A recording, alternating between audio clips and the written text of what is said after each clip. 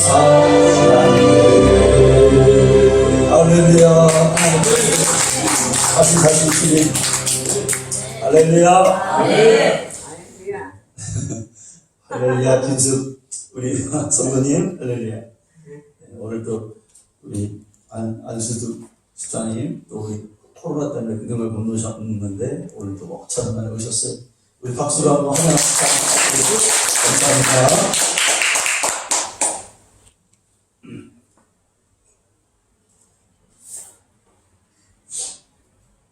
우리 기독교의 신앙 가운데서 우리의 믿음을 이루는 몇 가지 요소들이 또 가치들이 있습니다. 반드시 믿어야 되는 그런 가치들이 있죠. 타협할 수 없는 가치들이 있어요. 세 가지가 있어요. 첫째, 예수 그리스도는 하나님의 아들이시다는 믿음입니다. 예수님은 하나님의 아들이시고 하나님이시다.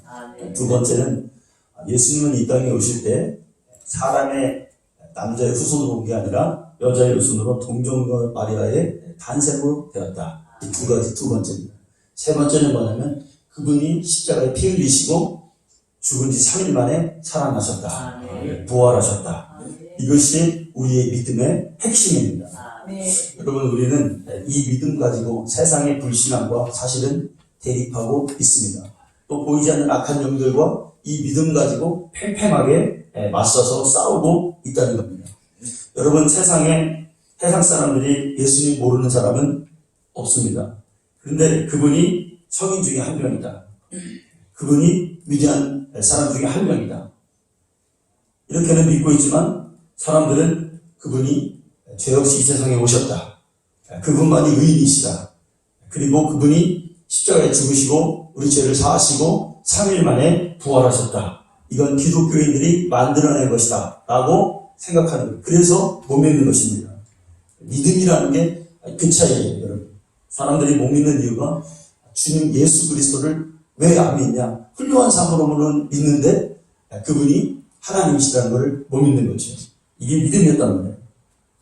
여러분, 우리의 믿음이란 세상의 이치나 자기의 신념으로 믿어서는 예수를 하나님의 아들로 절대로 인정할 수가 없습니다. 세상의 이치와 자기 신념을 뛰어넘어 하나님 말씀을 진리로 받아들일 때 우리에게 믿음이 생기지요. 여러분들이 이 예배 속에서 들려드는 이 모든 말씀들이, 모든 우리의 행위들이 성령의 음성으로 성령에 의해서 행해질 때 그때 믿음이 생기게 되는 것입니다. 그래서 우리의 믿음 반드시 우리를 의지하는 게 아니라 성령님을 의지해야 된다는 겁니다. 하나님이 하시는 일을 우리 인간이 어떻게 이해할 수 있겠습니까? 이해할 수 있다는 그 자체가 모순입니다. 여러분, 어제 우리가 우리 자녀들과 가족 예배를 드리는데 제가 그랬어요. 윤기라, 에스다야, 아빠가 지금 하고 있는 일을 네가 대신할 수 있겠니? 못한다며. 아빠가 생각하고 있는 것을 네가 알 수 있겠니? 아빠의 방향성을 알 수 있으면 절대 모른다며. 아무리 뛰어난 자녀라도 이 앞에서 아빠가 하는 일을 대신할 수 없어요. 우리 아들이 아무리 IQ가 좋고 뛰어나게 태어났다 한다고 만약에 친다라도 이 와서 설교할 수 있겠습니까? 할 수 없죠. 다른 겁니다. 여러분, 그런데 하나님이 하시는 일은 우리 인간이 그분의 하시는 일은 더 알 수가 없죠. 이해하려고 해서도 안 되는 거죠. 그럼 뭘 해야 돼? 우리 이성을 버리는 거예요. 믿음이란 우리의 사상을 버리는 거예요. 우리의 무슨 어떤 계획을 하나님 앞에서 싹 다 내려놓는 거예요, 여러분. 이게 힘들어요. 근데 난 주님만 의지하겠습니다. 이게 힘들단 말이에요. 그런데 믿으면 알게 되더라고요. 믿음 없을 때 주님 나에게 믿음 주세요 하고 주님을 그냥 믿으면 어느 순간에 성령께서 내 안에 계셔서 내 믿음을 인정해 주셔. 거기다 도장을 꽉 찍어 주셔. 인쳐 주신단 말이에요. 그리고 세상과 타협하지 않는, 흔들리지 않는, 알 수 없는 그런 믿음을 나에게 주시는 거죠. 그런데 알고 믿고 따지고 믿으려면 또 우리가 믿어지지 않는 게 이 믿음의 특징입니다. 뭔가를 내가 알려고 그래. 어떻게 동정과 탐사, 어떻게 부활하실지 죽은 분이 이거를 알려고 하면 안 믿어지는 게 여러분 믿음이에요. 그런데 일단 믿으면 알게 된다는 거예요. 그런데 이게 막무가내로 막 된 게 아니라 하나님의 말씀을 보면 하나님의 모든 세상에 일어나는 법칙은 그분이 하시는 일은 원리와 법칙이 있다는 거예요. 그 원리와 법칙을 잘 우리가 분별해서 하나님이 원하는 진리에 이르는 것이 우리의 믿음입니다. 아멘. 그 원리와 법칙을 빨리 발견해야 돼요. 또 막무가내 믿으면 이 믿음은 흔들립니다. 구약 사람들은 여러분 비유였죠. 그래서 비유라는 건 뭡니까? 환상이나 꿈으로만 그들이 볼 수 있었어요. 여러분 환상과 꿈으로만 하나님의 뜻을 알았으니 이 계시가 온전한 계시가 아닌 거예요. 희미한 거예요. 그런데 이제 실상이 오셨단 말이에요. 자, 여러분 성경에서 성막은 비유고 성막의 교회의 진짜 실상은 누구였다고요? 예수 그리스도예요. 우리는 우리의 눈으로 성막도 보았고 예수를 보았어요. 그런데 눈으로 똑같이 보았지만 하나는 가짜고 하나는 진짜란 말이에요.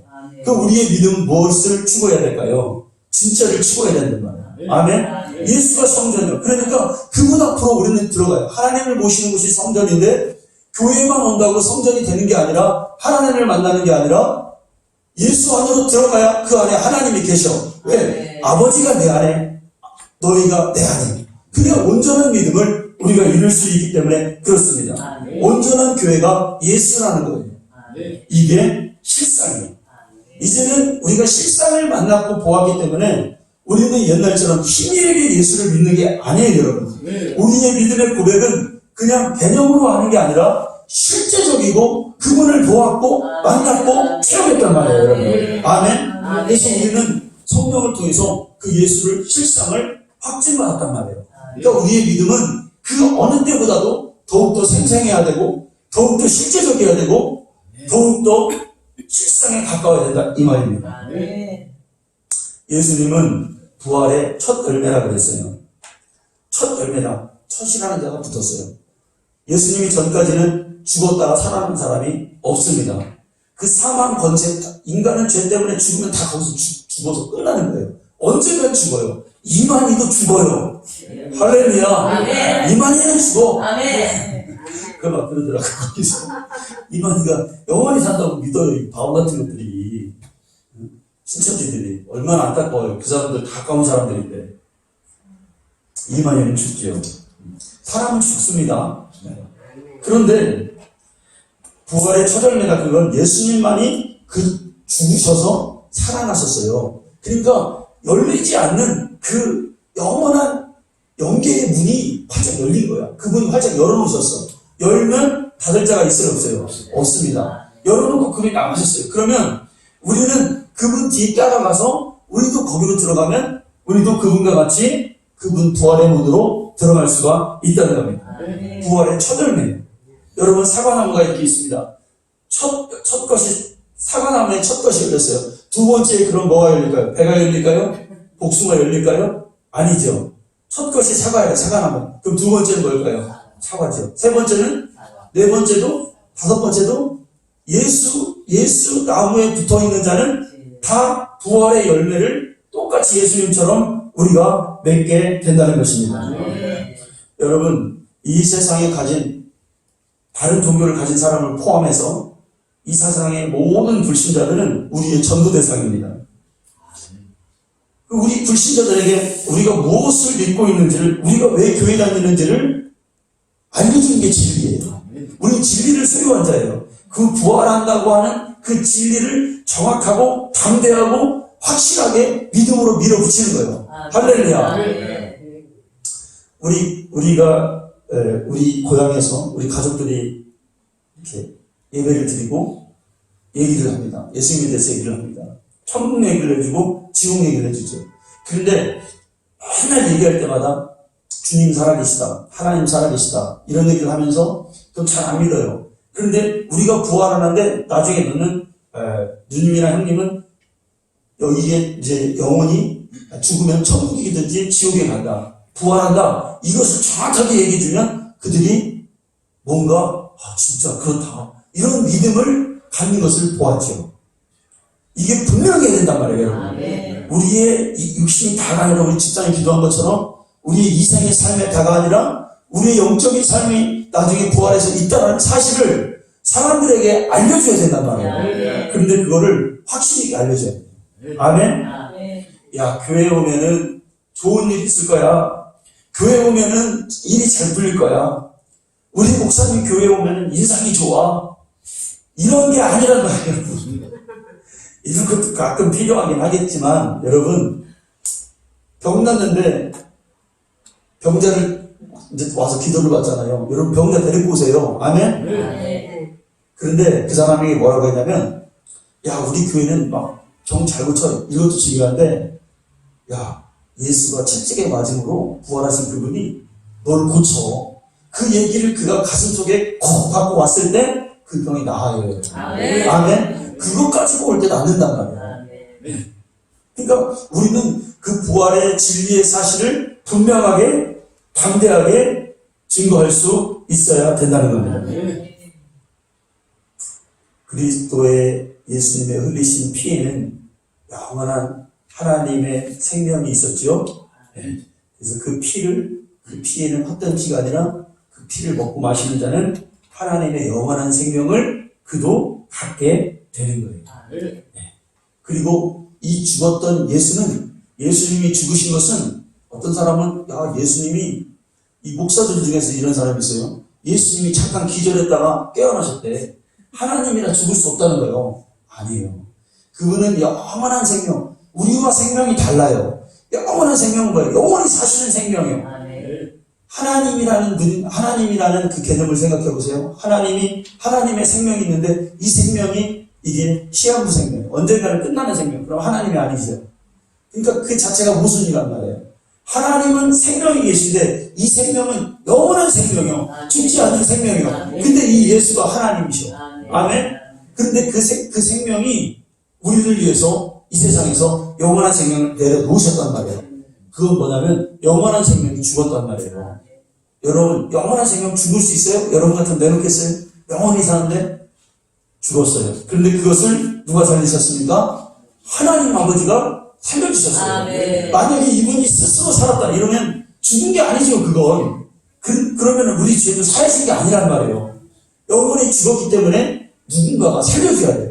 누가 살려주셨다? 하나님이 이분을 살려주셨다는 거예요.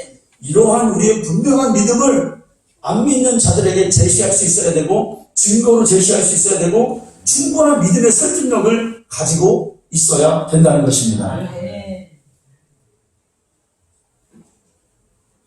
우리 기독교 여러분, 부활이 없다면 기독교야말로 참 우스운 종교가 여러분 됩니다. 아무것도 아닌 게 돼요. 다른 흔한 종교와 비교해서 뭐 다른 게 없어요. 부활이 없다면. 세상에 있는 종교들을 여러분 잘 들어보세요. 종교들을 다 보면은 세상에 있는 종교가 거의 다가 여러분 무신론입니다. 신이 없어요. 그들의 신이라는 존재를 밝히지도 못하고 어떤 교주의 철학이나 사상을 잘 영향을 받아서 그걸 교리화시킨 게 여러분 종교예요. 그리고 경전을 만든 게 종교라는 거예요. 여러분, 불교가 신이 있습니까? 신이 있어요? 부처가 신이 아니에요. 그 사람들에게. 네. 먼저 깨달으면 선지자와 같은 거죠. 신이 없어요. 유교가 신이 있습니까? 도교가 신이 있습니까? 아니에요. 다 그들의 믿음이라는 것은 뭐냐면, 신앙이라는 건 뭐냐면 마음 수련이에요. 마음 수련. 마음을 비우고, 그러니까 그들에게서 믿음이라는 건 뭐냐면 깨달음이, 한마디로 말해서. 그래서 세상을 살아가면서 인간을 깨닫고 인간이 연약한 존재이고 자신들이 사는 이 삶은 차라다, 순간이다, 허무하다, 이런 걸 깨달아. 그래서 그것을 깨달음에서 오는 그 깨달음이 요구하는 그들의 행동이 뭡니까? 착하게 살아야 되고, 선하게 살아야 되고, 베풀면 살아야 되고, 자비하며 살아야 되고, 인간의 삶에 이득을 주는 그런 요소들이 그들 깨달음 속에서는 있습니다. 그런데 그 깨달음은 있는데 없는 게 뭐예요? 영원한 생명이 없다 이거예요. 영원한 이 소망이, 부활의 생명이 없다 이거예요.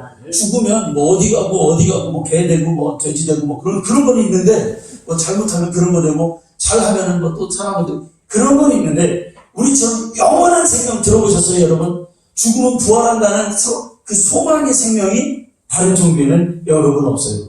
그러나 우리에게는 이 세상을 초월할 수 있는 믿음의 대상과 우리 기독교에는 사건들이 있다는 거예요. 가장 중요한 부활 사건이 여러분 우리 믿음 안에 있다는 겁니다. 우리는 이 믿음을 통해서 세상을 이기는 거예요.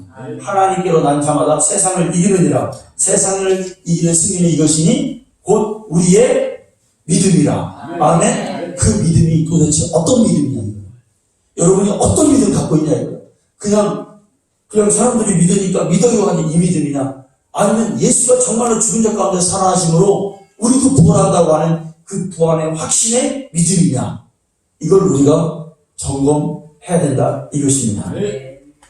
여러분, 증거가 있다는 것은 체험이 있다는 것을 말하는 겁니다. 예수님이 부활하신 후 모든 신자에게는, 정말 그분을 믿는 자에게는 체험을 하게 됩니다. 주님이 내 안에 계시다, 살아계셨다. 무엇으로 그 부활하신 주님을 체험합니까? 여러분, 우리의 어떤 성경 공부를 통해서? 아니요. 우리의 어떤 지식을 통해서? 아니요. 뭘 통해서 그분이 부활하셨다는 것을 체험을 할 수 있습니까? 성령을 통해서. 오직 성령만이 우리 안에서 그분이 살아나셨다는 것을 각 사람에게 체험하게 하시고 그것을 능력으로 나타나게 하시다는 거예요. 사도행전 5장 30절에서 32절을 한번 읽어볼까요, 우리? 자, 사도행전 5장 30절에서 32절까지.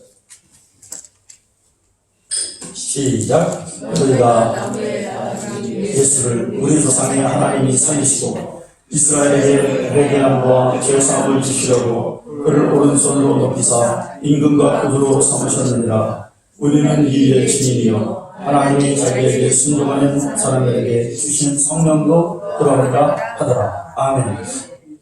성령이 증거하신다. 예수가 살아나셨다. 예수님이 부활하시고 나서 제자들에게 너희가 성령 받으면 너희가 다른 걸 하는 게 아니라 내 증인이 되라 라고 말씀했습니다.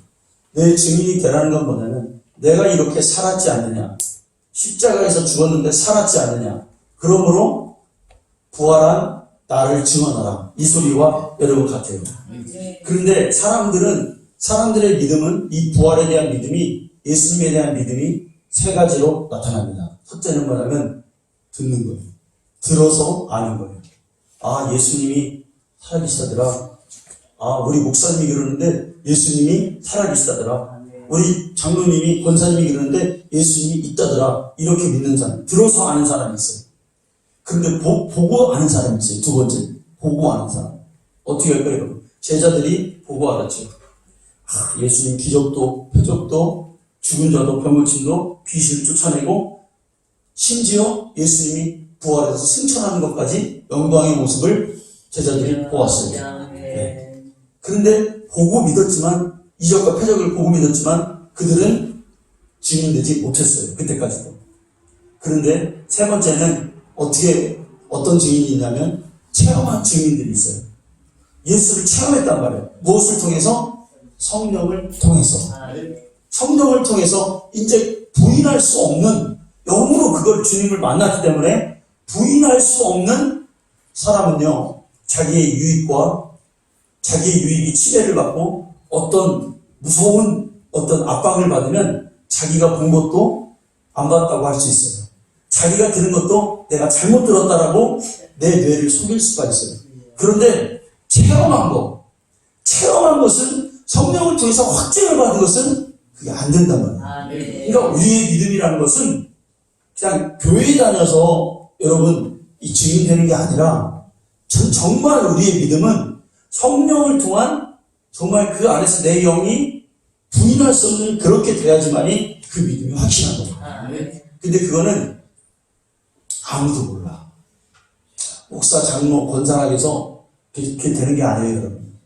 심지어 평신도인데도 그 사람 마음속에 진짜 예수님이, 부활한 그 예수님이 영으로 있으면 그 사람은 진짜인 거예요.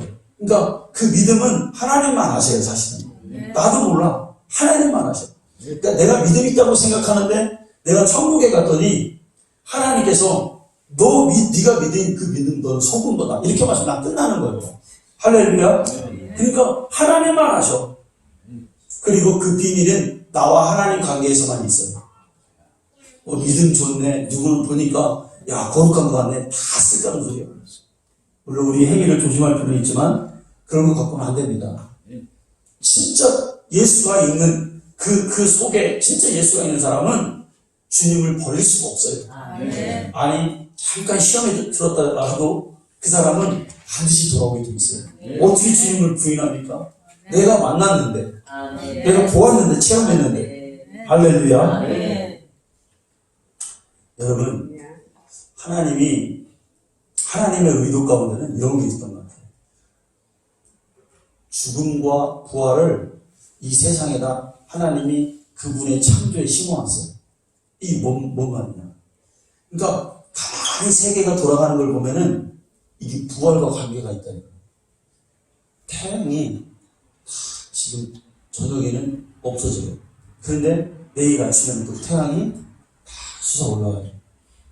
부활하는 거야. 이 원리 같아요. 씨가 있어요. 하나인데 이게 보이지도 않아요. 땅 속에 들어갔어요. 이게 썩어서 말하자면 죽었단 말이에요. 그러니까 새싹이 나서 살아나. 그러니까 죽어야 살아나는 거예요. 할렐루야. 모든 원리가 그렇다는 거예요. 가만히 보니까 그렇죠. 우리가요, 인간도 신체를 보세요. 이 잠이라고 하는 게 굉장히 중요합니다. 대단히 중요합니다. 잠 못 잡으면 저도 꽤 잠을 못 잡았거든요. 눈만 감았지 잠자는 게 아니에요. 그러니까 잠도 어떻게 자야 되냐면 그렇게 자면 몸에 이상이 옵니다. 오늘 예수 이름으로 명하노니 잠 못 자는 성도들 예수의 권세도 말하노니 아주 꿀잠잘 줄 믿습니다. 죽어갈 줄 믿습니다. 잠도 어떻게 자야 되냐? 어떻게 자야 돼요? 깨어서 자면 큰일 나. 죽어 자야 돼. 그래야 다음날 개운해. 그래야 모든 일을 할 수 있어. 설교도 그래요. 토요일날 잠이 설레이고요. 하나님 말씀 막 저는 막 생각이 나요. 이거 마귀가 준 거예요. 그냥 무조건 죽어 자야 돼. 그냥 세상 모르고 막 코 걸고 자야 돼. 근데 가끔 가다 보면 막 내 옆에 사람 코 고는 소리만 들리고.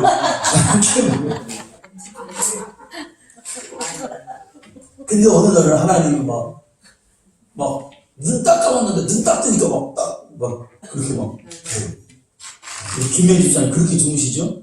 그러시는 것 같아요. 저분은 잠을 딱 자면 그냥 세상 모르고 주무시는 그런 스타일이다. 다 까먹어. 그러니까 막 일어나면 그 힘이 막 거기서 나오는 거야. 그게 뭡니까? 부활이라는 거예요. 아멘. 모든 하나님의 세상의 원리, 영적인 원리는요, 이 세상에 다 있어요. 할렐루야. 여러분, 제가 말씀 준비하다가 말씀 깨닫는데 제가 이렇게 펜으로 글씨를 이렇게 설교 준비하잖아요. 천국에 펜하고 종이 있을까요, 없을까요? 다 있어요. 생명책 있잖아요. 책이 있어요. 글자도 있어요. 그럼 생명책을 쓰는 건 뭐예요? 펜으로 쓸 수가 안 해요. 할렐루야? 펜도 있고, 하나님 나라에 어디 있을까요? 없을까요? 세마포가 있어요. 그러니까 우리가 못 읽는 것도, 다 있구나. 모르겠네. 안경은 모르겠네. 혹시 안경은. 주님의 안경은 있으죠. 근데 우리가 사는 모든 것이, 그래서 해 아래 새 것이 없다는 거예요. 천국에 다 있어요, 이미. 기가 막혀. 먹는 것도 과일도, 우리가 지금 과일 보잖아요. 천국에 다 있어요. 할렐루야. 예수님이 공생의 기간 동안에 나사로도 살리셨고, 해당장의 딸, 야이로의 딸, 달리다로 소녀 일어나 살리셨어요. 나인성 과부의 아들도 살리셨어요. 근데 이들은 썩어 죽을 육체가 살아난 거예요. 그러니까 이거를 뭐라고 한다고요? 부활이 아니야. 뭡니까? 영원한 부활이란 뭐냐면 그 생명이 영원히 죽지 않는 게 부활이에요. 아멘? 우리도 이제 육신이 죽으니 영이 그렇게 부활한단 말이에요. 네. 그러니까 육신이 죽었던 육신이 살아나는 거야. 소생했다고 하는 거예요. 근데 예수의 부활만이 죽지도 아니하고 꺾이지도 아니하는 어떤 것도 침해받지 않는 영원하신 생명이 살아났다 이거예요. 하나님이 살리셨다 이거예요. 그러므로 우리의 믿음은 완전하고 영원하고 견고하다 이거예요. 아멘. 그리고 그 믿음을 가지고 세상과 타협하지 않고 세상에서 이 믿음 가지고 승리해서 싸우는 거라 이거예요. 그러니까 우리의 믿음의 모든 것이 어디서 오냐? 우리는 다시 살아난다. 우리는 다시 부활한다. 우리는 다시 천국 간다. 여기 있단 말이에요. 여러분, 교회 강단에서 사회에 도움이 될 만한 교훈과 덕을 가르치고 착한 행실을 우리가 격려함으로써 종교적 의무를 다 할 수 있는 것은 참 좋은 겁니다. 그러나 이 모든 이런 열매들은 부활이 있기 때문에 유익한 거예요. 아멘? 우선순위가 달라. 부활을 믿기 때문에, 부활은 그러니까 우리의 삶이 이 세상뿐이고 부활이 없다면 우리도 어쩌면 허무한 인생을 사는 거나 마찬가지예요. 잘 생각해 보세요, 여러분. 그런데 부활이 있기 때문에 이 부활은 우리의 삶을 진실하게 만들어줘요. 내가 하나님 나라 가면 갈 사람이 이 세상에서 대충 살 수 있겠느냐, 아무렇게나 살 수 있느냐, 더욱더 정직하고 착하고 진실하게 살아야 되겠다. 그치 여러분? 더 가서는 나를 희생해서 다른 사람을 살리는 삶까지 살아야 되겠다. 내 삶을 포기하고 헌신해서 주 예수를 믿게 하는데 모든 나의 능력과 나의 모든 재력과 내가 할 수 있는 모든 것을 하면서 살아야 되겠다. 그런데 기독교인의 삶의 목적은 뭐냐면 착하게 사는 게 목적은 아니에요. 뭡니까? 우리의 목적은 부활이에요, 부활. 아멘. 우선순위가 다르다는 거예요. 여러분, 기독교의 역사에서 여러 시대를 통해서 많은 사람들이 핍박받고 순교를 당했습니다. 그 수가 정말 헤아리기 어려울 정도이죠. 그런데 그들이 핍박받고 그들이 박해를 받으면서 그들의 삶을 사는 삶이 봤더니 너무나 깨끗하고 정직하고 폐를 끼치지 않았단 말이에요. 너무나 거룩했단 말이에요. 왜 그럴까요? 부활이 있기 때문에 그렇단 말이에요. 부활은 그 성도의 한 사람의 성도의 삶을 깨끗하게 만들어요. 그러니까 내가 부활의 믿음이 있느냐, 저 사람이 예수를 믿는다는데 정말 진짜 그 안에 예수가 있느냐는 뭐를 보면 되냐면 그의 삶을 보면 돼요. 정말 깨끗하냐, 거룩하냐, 죄를 지면서 아무렇지도 않게 죄를 지면서 하냐, 그런 차원이 아니란 말이에요. 부활하신 주님이 있고 나도 부활하는데 어떻게 내가 마음대로 살 수가 있어요? 죄 지면서 살 수 있겠습니까? 여러분, 받으면서도 에이, 재산 뺏기고 돈 다 뺏기고 박해받고 에이, 이렇게 사느니 나가서 아무렇게나 그냥 살아버리고 죽어버리자, 이런 사람 단 한 사람도 없어요. 삶이 거룩해요. 오히려 더 그 삶에 애착을 갖고 하나님께 나아갑니다. 그래서 초대교회 때 여러분, 로마가 기독교를 공인하게 된 그 배경이 여러분, 여자들의 힘이 있었잖아요. 여자들이 그때는 로마의 여자들은 다 타락했어요. 그런데 귀족들 층에서 야, 기독교 여인을 며느리로 맞았더니 얘네들은 삶이 달라. 절대로 얘네들은 그런 나쁜 짓 없고 남편을 잘 섬기고 또 아이들 잘 키우고 삶이 규모가 있고 너무 정확하고 이 사람들의 삶이 너무 깨끗해. 너무 헌신적이야. 이게 막 들어가는 거예요. 귀족들이 들어가고 나중에 왕비가 되고 기독교인들이 그러는 거예요. 근데 또 남자들은 누구 하기 나름이에요? 여자만 듣게 돼 있어요. 그러니까 한번 교회 가봐. 하면 어떻게 됩니까? 예수님 이런 분이야 라고 말하니까 그들이 예수를 믿게 됩니다. 할렐루야. 가정이 살아나는 거예요. 그래서 기독교가 여러분 공인되는 거예요. 아멘. 기독교 순교 문헌에 보면 여러분, 교회 다니다가 걸린 사람들, 예수 믿다가 걸린 사람들이 대부분 많은 사람들이 죽거나 노예로 팔려갑니다. 노예로 팔려가면 힘 있는 사람들은 어디 가냐면 원형 경기장에 끌려가서 이렇게 결투를 하는 거예요. 사람들하고 가가지고 죽을 때까지 싸우는 거예요. 한 놈은 죽어야 한 놈이 거기서 살아남는 거예요. 그런 운명을 가졌죠. 그러니까 그 당시에 로마 사람들은 타락한 거죠, 여러분. 생명을 그렇게 여기단 말이에요. 그리고 그들의 재미와 오락거리가 뭐냐면 그렇게 칼로 찔러 죽이고 서로를 죽이고 그걸 보면서 환호하고 그 삶을 즐기면서 살았단 말이에요. 그런데 기독교 문헌에 보면 많은 믿는 자들이 그 검투장에 가면은 그들에게 칼을 쳐주고 칼을 내놓고 무릎 꿇었다는 거예요. 그러면서 하나님의 생명을 주신 주관하시는 분이 하나님인데 저 영혼을 내가 죽이면 지옥 가는데 내가 어떻게 저를 찔러 죽일 수가 있냐. 그리고 칼을 버린다는 거예요. 그리고 무릎 꿇고, 그러면 그 사람 와서 찔러 죽일 거 아니에요. 그게 순교죠, 여러분. 할렐루야. 그러니까 그 모습을, 싸우는 모습을 보기 위해서 온 그 원형경기자에 모인 그 많은 불신자들이 그 모습을 보고 두 무리가 있었을 거예요. 싸우는 모습을 보고 돈을 벌고 내기를 기대했는데 저놈이 싸우지도 않고 그냥 칼 맞아 죽으니 참으로 확 꼈는 거예요. 그냥 재미없는 거예요. 그죠? 근데 두 번째로 뭐가 있어요? 딱 보니까 저 사람이 다른 사람은 살려고 악착같이 칼을 휘두르지만 저 사람은 왜 저렇게 죽을까? 숙연한 마음이 들지 않았겠냐. 아멘? 그래서 기독교가 뭘까? 과연 예수 믿는다는 게 뭘까를 사람들이 생각하게 만든 거예요. 그러니까 술 먹고 타락한 사람들이 그걸 볼기로 즐기러 갔다가 교회 다니는 사람을 보고 거기서 그대로 순교하고 목자가 죽는 모습을 보고 나를 찔러라고 하는 모습을 보고 뭔가 그들의 삶의 변화가 있었을 거란 말이에요. 아멘? 이 삶이 뭐냐? 이 삶이 부활의 신앙을 믿는 기독교인의 삶이었단 말이에요. 여러분, 우리는 절대로 세상에 나가서요, 누군가를 막 이겨먹으려고 하고, 막 그런 사람들 있잖아요. 내가 누군데, 내가 어떤 사람인데, 하고, 그런 사람이 있어요. 여러분, 절대 그러면 안 됩니다. 그거 하나님 원하는 사람이 아니에요. 우리는요, 어떤 때는 교회에 다니는 것 때문에, 예수님 때문에 때리면 맞고, 욕하면 욕 듣고, 그렇게 해야 돼요. 아이고, 어떻게 해요? 그걸 다 싸워서 이기려고 하겠습니까? 힘이 없어서 그런 게 아니라, 주님이 그렇게 하셨기 때문에, 예수의 정신이기 때문에, 우리는 그렇게 살 필요가 있는 존재들이라는 것입니다.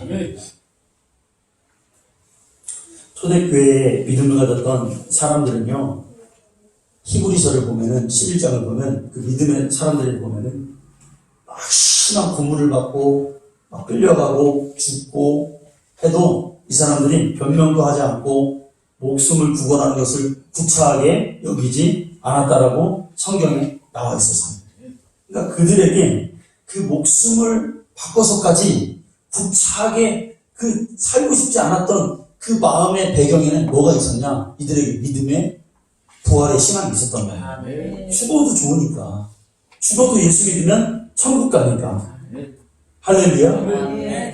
그러니까 성령을 통한 그 확실한 그 증거가 그들에게 있으니까 그런 것이 별로 두렵게 여겨지지 않았다. 오히려 구차하게 여겨졌다 이거예요. 성경에는 여러분 예수의 증인으로 목배임을 받은 숫자, 그러니까 계시록에 보면 상징적이죠. 예수 믿다가 정말 순교당하는 그 목배임을 당한 숫자가 몇 명이라고 했습니까? 14만 4천 명이라고 해요. 계시록 20장 4절에 보면은 이 사람들은 하나님 말씀 때문에 예수를 증거함 때문에 목배임을 당하고 또 영혼들과 짐승들과 그 우상들에게 경배하지 않은 이모와 손에 그의 표를 받지 않는 자들이다. 1000년 동안 그리스도와 함께 왕노릇할 자들이다. 첫째 부활의 참여한 자들입니다. 그 수가 몇 명이라고요? 14만 4천 명. 근데 신천지 이 사람들은 14만 4천 명을 그냥 14만 4천 숫자로 보는 거예요. 아니에요. 하나님만 아시는 숫자. 구원받은 숫자겠죠. 상징적인 숫자예요. 완전한 숫자. 예수님의 제자들이 예수님 잡히시고 십자가에서 죽으실 때 모두가 다 흩어졌습니다. 그러다 예수님 부활하심으로 그들이 성령 받은 후에 모두 예수님 부활을 증거하다가 다 11제자가 순교의 자리로 갔습니다. 그리스도가 살아계실 때는 순교자가 없었어요. 그런데 그가 부활하신 후에 수천 년이 지난 지금까지도 예수가 부활했다, 예수가 살아나셨다 라고 증거하며 순교당하는 자들은 지금도 줄을 잇고 있어요.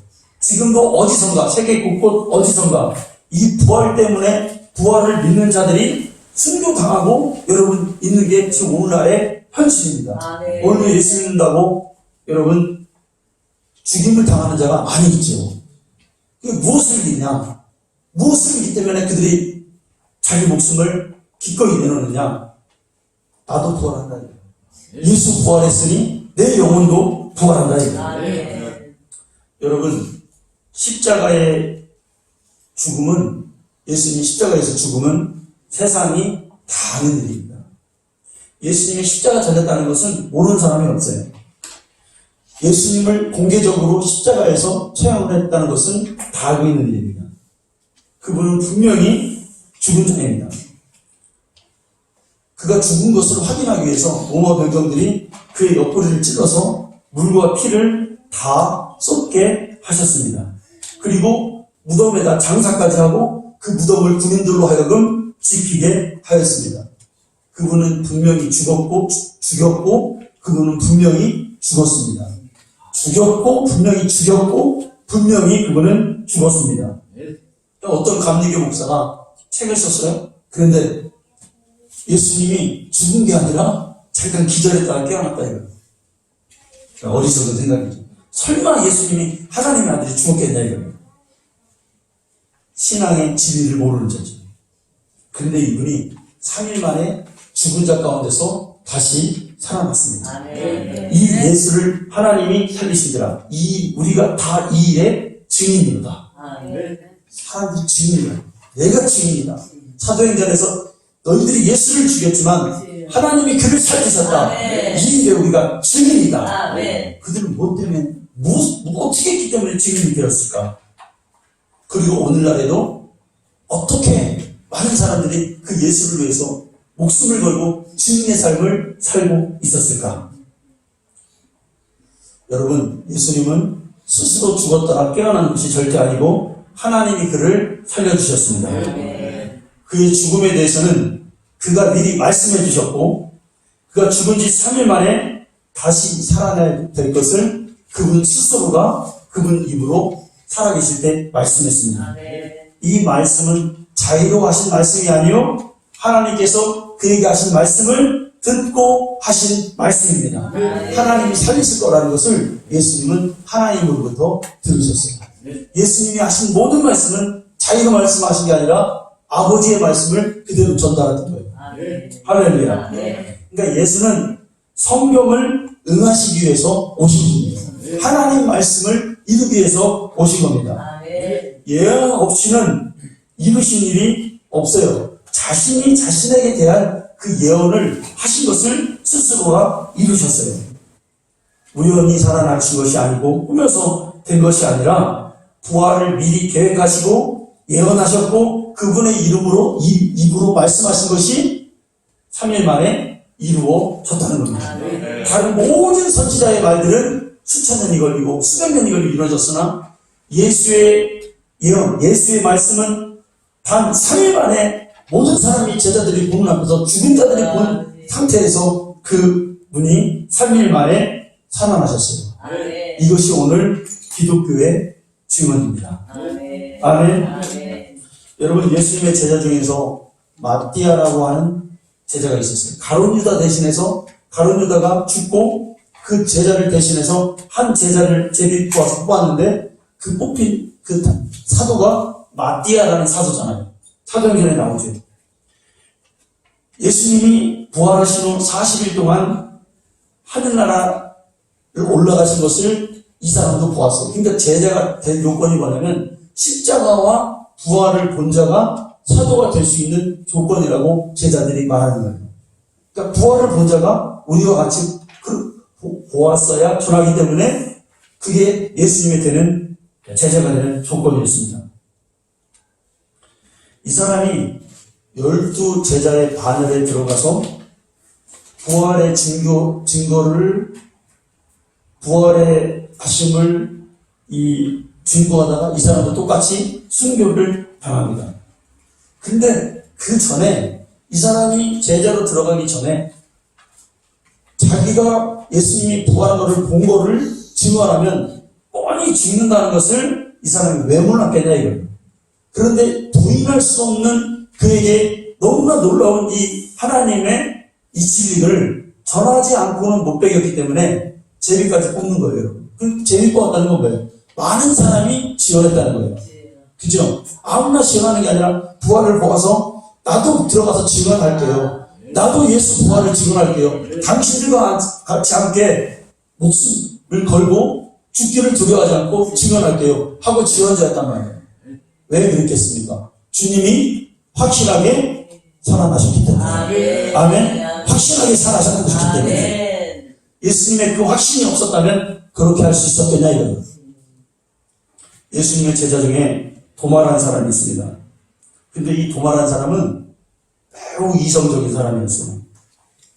감정적이지 않았습니다. 그래서 되어지는 모든 일 가운데 자기가 보지 않는 것을 믿는 것은 아주 신중한 사람이었어요. 도마는 그런 사람이잖아요. 그래서 예수님이 부활하시고 제자들에게 오셨을 때 도마는 그 자리가 없었습니다.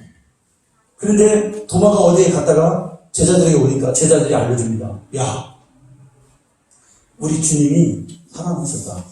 그러니까 도마가 야, 뭐 쓸데없는 소리 하고 있냐? 그분이 죽었는데 나는 그분이 십자가에 못 박힌 그 손가락에 손을 대보지 않고는 확인하지 않고는 못 믿겠다. 그리고 나는 그분이 옆구리에 창자국이 나는 그 창자국을 내 손으로 넣어보지 않고는 나는 도저히 너희 말을 믿을 수가 없다. 제자들이 그랬을 거 아니에요. 논란이 일었어요. 그들이 진짜 보았으니까 야 진짜 우리 주님 살아나셨어. 그분이 말씀하신 대로 살아나셨어. 라고 도마를 설득했을 거예요. 근데 도마는 요직동입니다. 도마도 12제자를 택할 때 주님이 택하셨어요. 그리고 그에게 병고치는 권세도 주셨고 그에게 귀신을 쫓는 권능의 능력도 그가 받아서 그도 그렇게 전도하면서 했습니다. 그리고 오병이어의 사건도 보고 죽은 나사로가 살아나는 것도 예수님의 능력을 그가 보았어요. 그런데 다 보고 다 믿었지만 부활한 주님만은 내가 못 봤기 때문에 믿을 수 없다. 너희들은 봤다고 할지 몰라도 나는 못 봤기 때문에 나는 믿을 수가 없다. 하나님이 그를 살리신다는 것도 나는 믿을 수가 없다. 왜 그렇습니까, 여러분? 그 예수님이 십자가에서 어떻게 망가져서 그 육신이 죽었는지를 그는 똑똑히 보았단 말이에요. 피 흘리고 죽는 게 어떤 건지를 그가 똑똑히 보았단 말이에요. 온몸이 다 찢기고 채찍 맞아서 창자가 나오고 막 뼈가 보이고 할 정도로 예수님은 약한 육신을 입고 있어서 그때 예수님 옆에는 강도들이 있었죠. 오른쪽 왼쪽에. 예수님은 그들보다도 먼저 죽었어요. 그러니까 로마 병정들이 죽은 게 확실해. 그러니까 강도들을 실험하고 있을 때 예수님은 미리 운명하셨어요.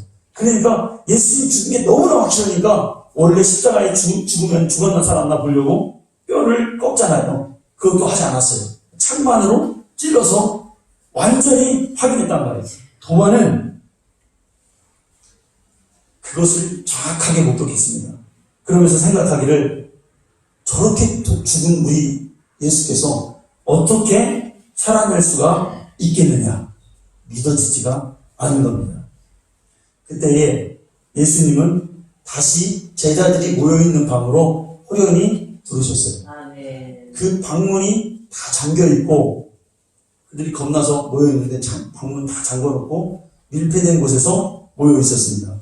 근데 마치 예수님은 환상처럼 그 영이 그 벽을 뚫고 들어오시는 거예요. 여러분, 영은 원래 이게 육체가 없습니다. 근데 예수님 오셔서 숨을 크게 쉬는 거예요. 그리고 성령을 받아라. 그러십니다. 영이라는 것은 사실은 보이지도 않고 숨도 쉬지 않는 거예요. 뼈도 없고 소리도 없는 게 영이에요.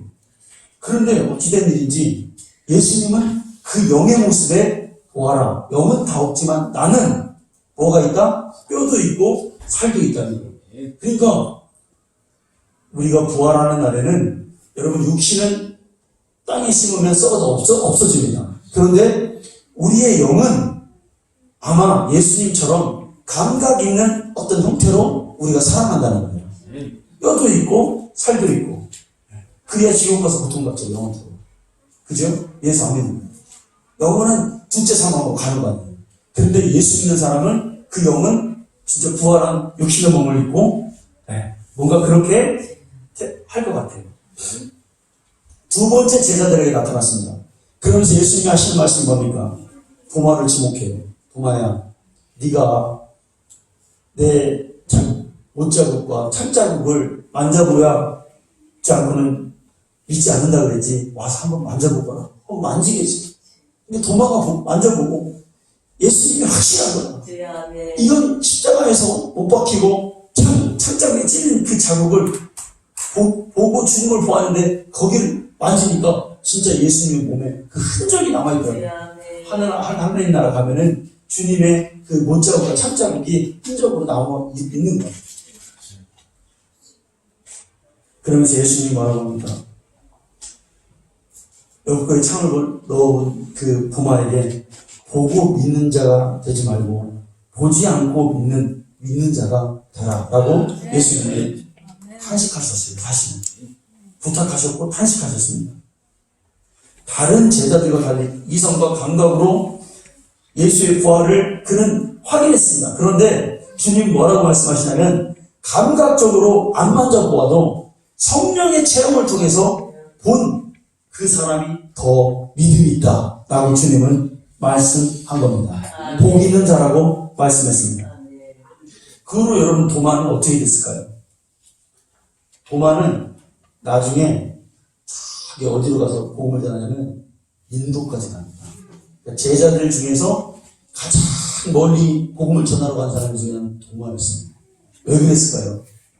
아마 도마는 자기가 그랬을 거예요. 내가 주님을, 부활한 주님을 내가 만져보고 믿었구나. 내가 믿음 없는 자구나.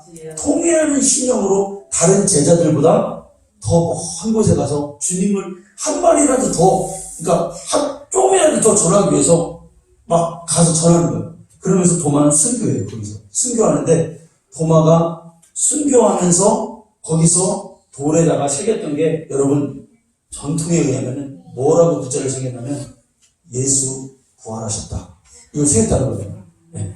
돌에 맞아 죽으면서도 그가 끝까지 전했던 게 뭐냐면 예수 부활하셨다. 처음에 안 믿었어요. 그런데 확신했다 이거예요. 이제 이 부인할 수 없다 이거예요. 처음과는 달랐다 이거예요. 예수가 부활하지 않으면 이런 일이 있겠냐 이거예요. 할렐루야. 여러분 종교에는 능력이 없습니다. 그런데 우리가 예수 그리스도의 부활을 믿을 때만 우리에게 능력이 와요. 부활의 능력이라고 하는 거예요. 예수의 부활을 전할 때만 거의 능력이 나타납니다. 예수가 채찍에 맞음으로 나음을 믿었다는 것을 믿을 때만 우리의 병이 고쳐지는 겁니다. 아멘.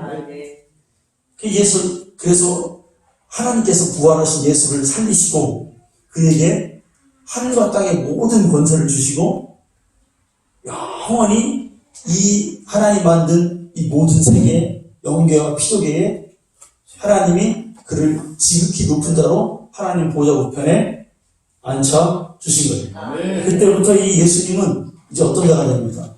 그분이 축복하면 축복을 받게 되고 그분이 저주를 선언하면 망하는 자가 되는 거예요. 할렐루야. 그런 권세를 부활하신 주님이 받았습니다. 이제 그분이 다시 오실 때는 우리가 그분이 다시 오는 것을 사람들이 다 볼 거 아니에요. 어떤 자는 심판의 부활로, 어떤 자는 생명의 부활로 그분을 맞이하게 될 겁니다. 우리가 매주 이렇게 교회당에 모여서 하나님께 예배드리고 부활하신 이 주일이 있는 게 여러분 왜 있습니까? 이날을 왜 주일입니까? 사순절 기간 동안에 주일은 왜 거기에 들어가지 않습니까? 40일은 주일을 뺀 40일이잖아요. 왜 그렇습니까? 이날은 부활주일이야 이거예요. 부활을 기념하라 이거예요. 그래서 사순절 기간의 주일날은 슬퍼하지 않는 겁니다. 이날은 부활하신 주님을 기념하는 거예요. 주님인 거죠. 이 주일날 우리가 예배당에 모여서 하나님께 예배드리고 부활하신 그리스도를 찬양하고 영광을 돌리고 성령님께 순종하는 이것이 곧 우리가 그리스도의 부활에 증언하는 삶을 사는 하나가 된다는 것을 우리가 깨닫습니다. 성령을 통해서 여러분 성령 받고 우리도 절대로 부인할 수 없는, 제자들처럼 부인할 수 없는 그러한 부활의 증인이 다 되시기를 간절히 축원합니다. 기도하겠습니다. 하나님 아버지, 주님이 부활하셨음을 믿는 것, 이것이 우리의 정말 진정한 믿음의 도리입니다. 아버지, 우리 이 믿음 가지고 세상에 나가 싸우고 불신앙과 싸우고 하나님 담대하게 이 진리를 전하는 자가 되게 하여 주옵소서. 오늘도 예수 생명 우리 안에 들어오셔서 우리가 그 생명으로 살아가는 저희들 될 수 있도록 인도하여 주시옵소서. 감사드리며 예수님 이름으로 기도하였사옵나이다. 아멘.